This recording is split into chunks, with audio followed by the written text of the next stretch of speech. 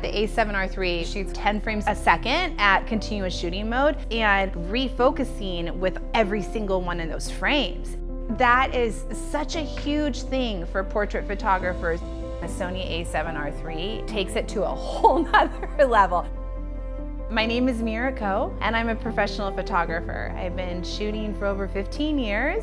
So I've had the privilege of working with the Sony a7R3 the last couple weeks and doing photo shoots all over the country with kids, bride and grooms, and I have just been blown away by the quality that comes out of the camera. I think that this is huge for a wedding portrait photographer because you want to feel like you can shoot in continuous shooting mode.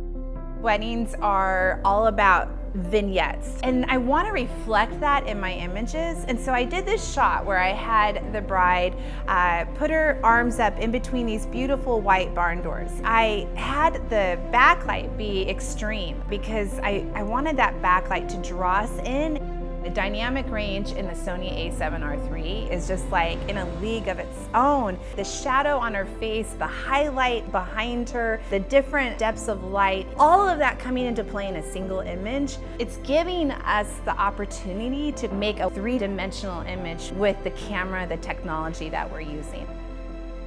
So I flew to Virginia to do this baby photo shoot, and I realized very quickly that the sound of the shutter was stressing the baby out. I remember then that the a7R3 has a silent shooting mode. I still get my full resolution, I still get my fast autofocus, I get it all. Once the shutter was silent, the baby was able to sink into the shoot and connect with me. That's what the silent shooting mode gave me. And then I did these shoots, and every time I would come back and start looking at the images in post, the sharpness and the speed of the autofocus is so right on. Being able to get that kind of result while it's shooting at 42 megapixel raw images with that kind of speed is mind-blowing.